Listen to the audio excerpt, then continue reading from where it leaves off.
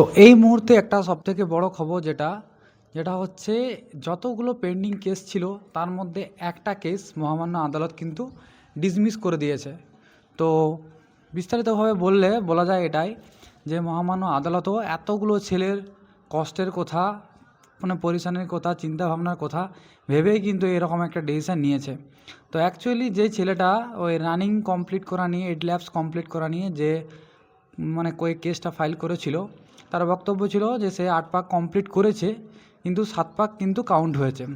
তো যাই হোক, পিআরবিও যেটা জানায় যে এত ছেলে তো দিচ্ছে কিন্তু কারোর তো কোনো সমস্যা হয়নি, একজনেরই কোনো সমস্যা এরকমটা হবে।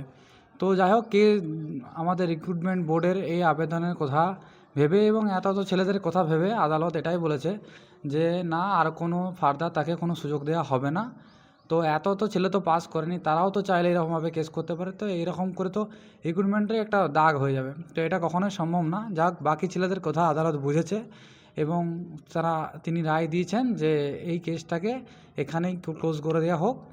তো যাই হোক, তোমাদেরকে একটা কথাই বলি যে শুভ জিনিস, একটা শুভ খবর আসাতে সবার মনে একটা আনন্দের উচ্ছ্বাস জেগেছে।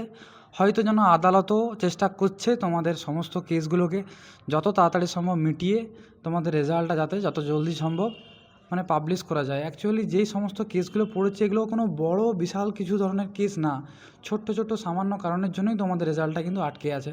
এবং আটকে আছে কিন্তু তোমাদের প্রার্থীদের জন্যই, অন্যান্য আদার্স কেউ কিন্তু এই বিষয়ে কেস করেনি। প্রার্থীরা যারা পরীক্ষা দিয়েছিল তাদের মধ্যেই কেউ কিন্তু এই কেসগুলো করেছে। তারা হয়তো তাদের নিজেদের ন্যায্য দাবির কারণে করেছে, কিন্তু তাদের এই পেপারের জন্য হাজার ছেলে কিন্তু একটা দুশ্চিন্তার মধ্যে দিয়ে দিন কাটাচ্ছে।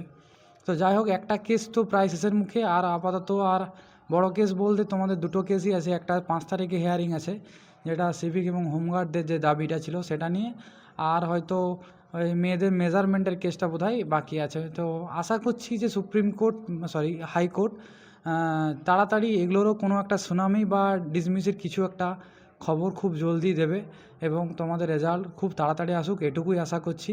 তোমরা অনেক আগ্রহে তোমরা অনেক দিন ধরে ওয়েট করছো। যাই হোক, আশা করব সবার কষ্টের দিন, দুশ্চিন্তার দিন যেন খুব তাড়াতাড়ি শেষ হয়। সবাই তাড়াতাড়ি জয়েন করো। যাই হোক, ভালো থেকো বন্ধুরা। নেক্সট আপডেট পেলে কিন্তু আমি আবার তোমাদেরকে জানাবো।